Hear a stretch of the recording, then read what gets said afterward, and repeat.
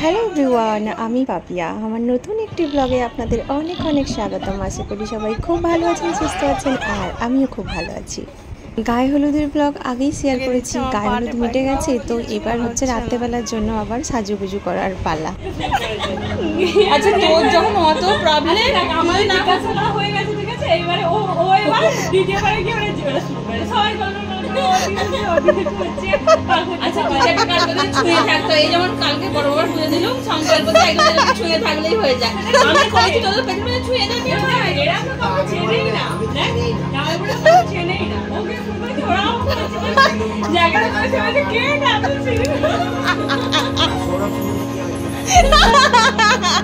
বল যেও হয় নমস্কার করো। দুপুরের খাওয়া দাওয়া হয়ে যেতে আমরা এখানে চেঞ্জ করতে এসেছি। এই বৃষ্টি ওয়েদারে মনে হচ্ছে গা থেকে শাড়িটা খুলে একটা নাইটি পরতে পারলে বাঁচি। আর এরা এখানে দেখছি হট্টগোল শুরু করেছে। কারণ কি না, একটা বিয়েবাড়িতে যা হয়, অনেক রিলেটিভরা যারা আসে তাদেরকে হয়তো কোন ছোটোবেলায় দেখেছি, অনেকদিন দেখা সাক্ষাৎ নেই, আর বড়দেরকে তো চেনেই না। তো সবাইকে যখন পরিচয় করাচ্ছে, তো আমার ছোটো বোন ওইটাই বলছে যে পরিচয় করা ছিল ঠিক আছে, নমস্কার অত সবাইকে করার কী দরকার ছিল। আমরা নিজেরাই চিনতে পারছি না যে এরা কারা, কে হয়। আবার বরগুলোকে কি বলবো যে এরা কে হয়, চিনি না জানি না, সবাইকে নমস্কার কি করতেই হতো। তো যাই হোক, চেঞ্জ করার পর একটু রেস্ট নেব ভেবেছিলাম, কিন্তু কি বলুন তো, বিয়ে বাড়ির এই রিচুয়ালসগুলো না দেখে থাকতেও পারি না। তো কিছু রিচুয়ালস বাকি ছিল, সেগুলো দেখার জন্য আবার এখানে চলেও এলাম।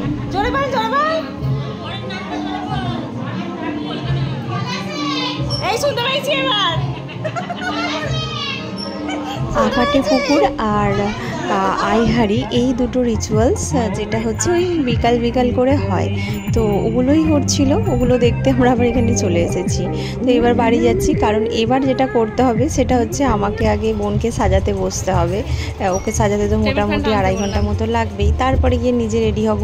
আর ওকে বললাম আমাদের বাড়ি চলে আসতে, কারণ ওদের বাড়িতে ভিড় ভাড় হট্টগোল, তো ওই রকমভাবে তো সাজানো হয় না। আর আমাদের এই ঘরটাতে আমি আমার বোনকেও বিয়ের সময় সাজিয়েছিলাম।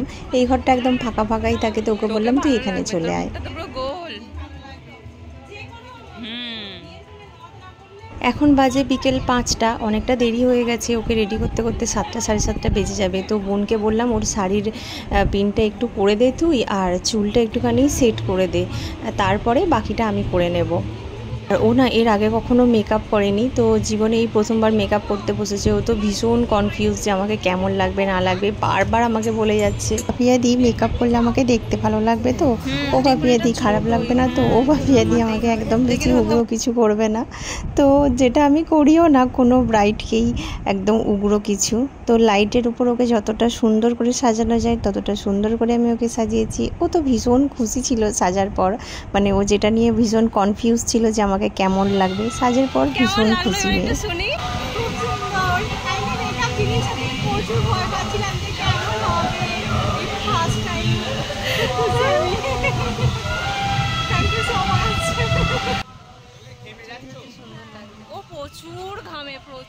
লাল টুকটুকে বেনারসিতে ওকে দেখতে সত্যিই খুব মিষ্টি লাগছে, তাই না? ওদিকে বোনেরা তো প্রায় সবাই রেডি হয়েই গেছে, এবার আমাকে রেডি হতে হবে। কিন্তু এত বেশি পায়ে আর সারা শরীরে যন্ত্রণা হচ্ছে। বউকে অলরেডি খাইয়ে দিয়েছো সেটা বলো, পায়ে যন্ত্রণা, কোমরে যন্ত্রণার ওষুধ। হ্যাঁ, শালিকেও নতুন বউ সৌরভ কোথায় গেল? ওকে আমার গা হাতে যন্ত্রণা হচ্ছে, আর আমার ছোটো বোন আর আমার হাজব্যান্ডের মাথার যন্ত্রণা হচ্ছে। তো এত বেশি যন্ত্রণা হচ্ছে, আমি বললাম আমাকে ওষুধ নিয়ে এসে দাও, না হলে আমি আর নিজে রেডি হতে পারবো না। তো আমাকে ওষুধ নিয়ে এসে দিল, আমি খেয়ে তারপরে রেডি হচ্ছি। নিজেকে যেন কেমন একটা অসুস্থ মনে হচ্ছে আমার। তো যাই হোক, চটজলদির মধ্যে কোনো রকমে রেডি হয়ে নিয়েছি। আর ওই যে আমাদের বাড়ির নতুন জামাই, দেখুন ওকেই দেখে সবাই প্রথমে ভেবেছে বর এসে গেছে, কারণ বিয়ের দিনের ওই ধুতি পাঞ্জাবি টুম্পা ওকে আজও পরিয়েছে। বিয়ের পরে দুজনে একসাথে, এটা এই প্রথম বিয়ে বাড়ি, তো সেখান থেকে টুম্পার এক্সাইটমেন্টটা একটু বেশি। আর এই যে আমরা সবাই চলে এসেছি কাকিমাদের বাড়িতে। বিয়েটাও ওই উপরে ছাদেই হবে, নিচে তো জায়গা নেই। চলুন এবার তাহলে উপরে যাই। আর হ্যাঁ, এই যে শাড়িটা আমি পরেছি, এটা কিন্তু আমার মায়ের শাড়ি, অনেক দিনের ইচ্ছে ছিল মায়ের এই শাড়িটা পরবো, এটা আমার ভীষণ পছন্দের। মাথার ফুলের আর কি দোষ বলুন, এত তাড়াহুড়োর মধ্যে কোনো রকমের লাগিয়েছি, খুলে যাওয়াটাই স্বাভাবিক। মায়ের এই শাড়িটা পরার ইচ্ছে অনেক দিন থেকে ছিল, তো আজকে সেই সুযোগটা বিয়ে বাড়িতে এত সেজেছি, শুধু তো কয়েকটা ফটো তুলবো সেই জন্যই। তো ফটো তোলার পর্বটা আগে সেরে নিতে হবে, এরপর বরযাত্রী চলে এলে তখন ভিড় হয়ে যাবে, আমরা আর ফটো তুলতে পারবো না। তো একটু ফাঁকা ফাঁকা সুযোগে আমরা আগে গিয়ে ফটো তুলে নিলাম কয়েকটা। এদিকে দেখুন এতক্ষণে বড় চলে এসেছে, আর এই যে বম ফাটাচ্ছে, কিন্তু যেহেতু বর্ষাকাল একদম বমগুলো নরম হয়ে গেছে, ফাটছেই না ঠিক মতো। আর এই যে বাড়ির গেটের গোড়ায় বরের গাড়ি দাঁড়িয়ে। 7 মাস আগে যখন বোনের বিয়ে হলো, আমাদের তো বারবার করে ওই দিনটার কথাই মনে পড়ছে। এই যেটা আমাদেরই বাড়ির সামনেটা, আর সেই বোনের বিয়ের দিনের লেভেলের ঠান্ডা, বাপরে! আর ওই অত ঠান্ডাতেও কি ভিড় সেই দিন। যখন বর এলো এইখানটাতে তো পা রাখার জায়গা নাই, এত বেশি ভিড় ছিল। আর এই যে বরকে কোলে করে বাড়িতে নিয়ে আসতে হয়, তো বরকে কোলে করেই বাড়িতে নিয়ে আসা হচ্ছে।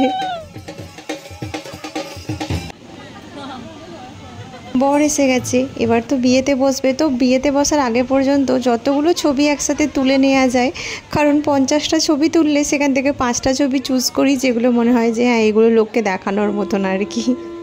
যাই হোক, এখানে দেখুন বিয়েতে বসেও গেছে, সবার আগে যেটা হয় দান, তো সেটাই হচ্ছে।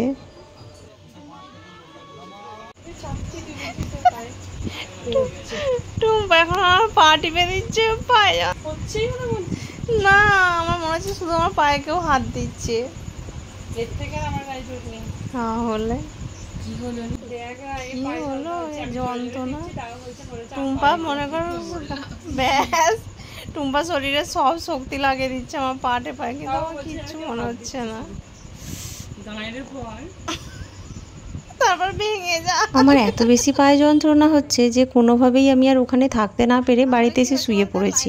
আর বোনেরা গিয়েছিল প্যান্ডেলের ওখানে ওই স্টলেতে কফি পকোড়া ফুচকা খেতে, আমাকে দেখতে না পেয়ে বাড়িতে এসেছে। তো আমি তো এখানে শুয়ে আছি দেখে ছোটো বোন পা টিপে দিচ্ছে। অনেকক্ষণ ধরে পাগুলো টিপে দেওয়ার পর আমার একটু আরাম হলো। এবার বাড়িতে তো শুয়ে থাকতেও পারছি না, এখানে বিয়ে শেষ হয়ে যাবে, তো আবার এখানে চলে এসেছি বিয়ে দেখার জন্য। এই যে ছাদনাতলায় বর কোণে দাঁড়িয়ে, আলা বদল শুরু হওয়ার আগে নাপিত এই যে ছড়াগুলো বলে, ভালো লাগে শুনতে, আর কি হাসি পায়।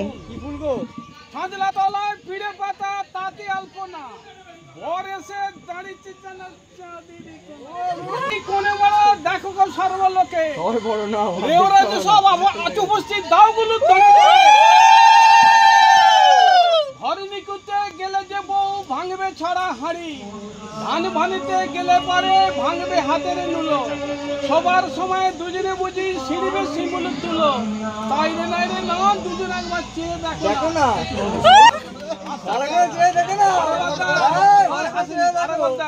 আরে চোখ বেরোতে না গিয়েছিলাম এই কলিকাতা 52 বাজে, ক্ষমা করে দিও তাই বলি, ভুল ত্রুটি হলে ক্ষমা তুমি করবে, সব কাজ তুমি বুঝিয়ে তুমি দেবে। কার বিয়ে না রাম সীতার বিয়ে, কার বিয়ে আমাদের হর পার্বতীর বিয়ে, উলুদ ধইন্দা কষ্ট হচ্ছে রে, একটু কষ্ট হচ্ছে, ও কিন্তু হাওয়া দিয়ে না না না, আগে মালাটা বদলো তারপর তোমরা যা ওকে একটু হাওয়া কোলা দেন না রে, ঝড় করে ঘামছে। ছাদে যেহেতু বিয়ে হচ্ছে, উপরে তো কোনো সিলিং ফ্যান লাগানো নেই, একটা কুলার রয়েছে, কিন্তু সবাই ওকে ঘিরে দাঁড়িয়ে রয়েছে, হাওয়া তো ওর কাছ পর্যন্ত পৌঁছাচ্ছে না। আর মেয়েটা পুরো দরদর করে ঘামছে, কি ঘামছে বাপরে। তবে এত গরমের মধ্যেও, এত ঘাম হওয়ার পরেও ওর মেকআপটা কিন্তু এখনও সুন্দর রয়েছে। ছাদনাতলার পর্ব শেষ, মালা বদল শুভদৃষ্টি সব হয়ে গেছে, এবার বিয়ের পিঁড়িতে বসেছে বিয়ের জন্য। ও মা, ঝিলিককে কি সুন্দর লাগছে। ঝিলিক, আমার নাম কি? পাপিয়া পিসি। ও আচ্ছা, ঝিলিক তো কি সুন্দর লাগছে জানিস? ঝিলিক কি সুন্দর লাগছে জানিস তো, না আমার থেকেও সুন্দর। এ হচ্ছে ঝিলিক, আমার এক দাদার মেয়ে। সবসময় শুধু ও পাপিয়া পিসি তোমাকে কি সুন্দর দেখতে, আর পাপিয়া পিসির মতন সাজবো, পাপিয়া পিসির মতন দেখতে লাগবে, সবসময় শুধু ওর মুখে এইসব। শুধু ঝিলিক বলে না, এখনকার সব বাচ্চা বাচ্চা মেয়েগুলোকে আমি দেখি সাজগোজের ব্যাপারে তাদের ভীষণ আগ্রহ।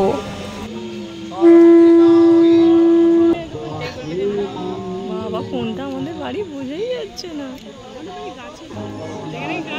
এই যে এখানে টুম্পার বিয়ে হয়েছিল এই গাছের নিচে, এই গাছের নিচে, তখন এই গাছ ছিল, এইখানে টুম্পার বিয়ে হয়েছিল এই জায়গাটায়। সাধনা তলায় দাঁড়িয়ে হ্যাঁ, ওই যে কাঁঠাল গাছটা দেখা যাচ্ছে, ওর নিচেটায় টুম্পা বসেছিল। ওই যে আমাদের বরেরা ওখান থেকে উকি ঝুঁকি মারছে। রাত 12টা বাজে। আমাদের সবার শুধু বারবার করে টুম্পার বিয়ের দিনের কথাই মনে পড়ছে। আর এখন রাত 12টা বাজে, লোকজন প্রায় সবাই খাওয়া দাওয়া করে বাড়ি চলে গেছে। আর এখানে শুধু আমরা বাড়ির কয়েকজন মেম্বারই রয়েছি যারা এত রাত পর্যন্ত এখনও ধৈর্য সহকারে বিয়ে দেখেছি।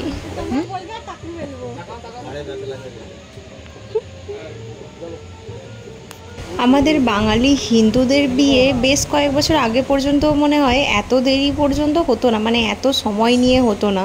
তখন তো আর এত মানে প্রতিটা মুহূর্তে মুহূর্তে ছবি তোলা, প্রতিটা সেকেন্ডে সেকেন্ডে ছবি তোলা ছিল না। এখন ব্রাহ্মণের থেকেও বেশি সময় লাগে ক্যামেরাম্যানদের, তো সেই জন্য বিয়েতে এখন ডাবল সময় লেগে যায়। প্রায় বিয়ে এখন শেষের দিকেই, এবার তো শুধু সিঁদুরদানটা হবে, তাহলেই বিয়ে সম্পন্ন হয়ে যাবে। আর আমরা এই কয়েকজনই এখনও পর্যন্ত না খেয়ে বসে রয়েছি, সবটা শেষ পর্যন্ত দেখবো বলে। বাকি সবার কিন্তু খাওয়া হয়ে গেছে। সিঁথিতে সিঁদুর ওঠার পরেই একটা মেয়েকে দেখতে সম্পূর্ণরূপে আলাদা হয়ে যায়, আর একটা মেয়ের জীবনটাই পুরো একদম অন্যরকম হয়ে যায়। নিজের বিয়ের কথাও মনে পড়ে গেল, আর এই 7 মাস আগে বোনের বিয়ের কথাও বারবার মনে হচ্ছিল। হ্যাঁ, ওই তো টুম্পা যাচ্ছে। কি হলো, লাগছে হাতে? ওই যে বলছি 15 মিনিট ধরে ঘোরাতে হবে ওটা। এখন সিঁদুরদান তো হয়ে গেল, বিয়ে তো প্রায় ধরতে গেলে শেষ, আর মাত্র একটা দুটো রিচুয়ালস থাকে, সেটা হয়ে গেলেই এবার আমরা নিচে যাব, কারণ আমাদেরকে বাসর ঘর আটকাতে হবে।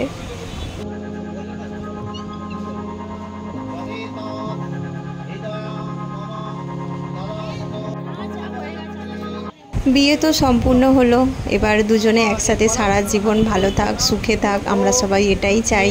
কাকিমা অনেক কষ্ট করে ভাই বোন দুজনকে ছোট থেকে মানুষ করেছে, যেহেতু কাকা নেই, তো এরপর সারা জীবন ওরা ভালো থাক, এটাই আমরা সবাই চাই। তাহলে আমরা চলে যাচ্ছি, তোমরা যদি ঢুকিয়ে দেবে জামাইকে।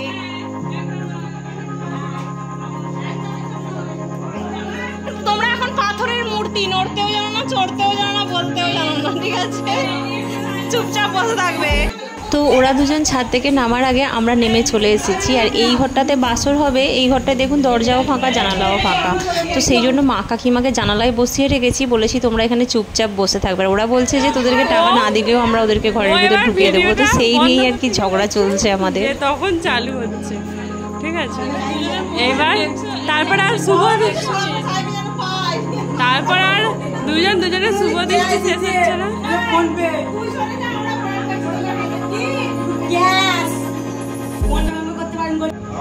আর প্রতিটা বিয়ে বাড়িতে আমি দেখেছি শেষের এই মুহূর্তটায় এসেই একটুখানি ঝামেলা অশান্তি হয়েই যায়, যে যতই আমরা করবো না ভাবি সেই হয়ে যায়। সব বিয়ে বাড়িতে সব কিছু শান্তিভাবে হয়, আর বরের বাড়ি থেকে টাকাও দেয়, অথচ ঝামেলা অশান্তিটা হয়ই। টাকা না দিলে ঢোকানো যাবে না।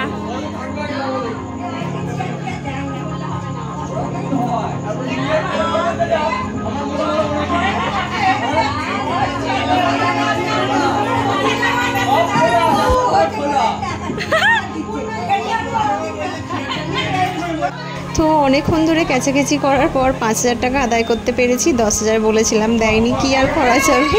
ওদেরকে এবার ঘরে ঢুকতে দিয়ে আমরা যাব খেতে, কারণ আর ভালো লাগছে না, খিদেও পাচ্ছে, ঘুমও পাচ্ছে।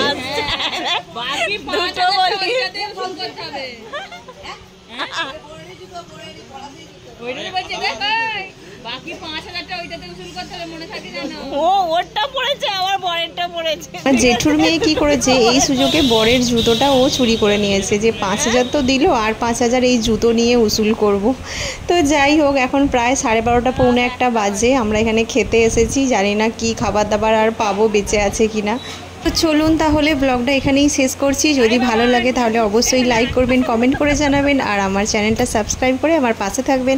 দেখা হবে আবার অন্য কোনো একটা ব্লগে, ততক্ষণের জন্য টাটা। সবাই খুব ভালো থাকবেন, সুস্থ থাকবেন।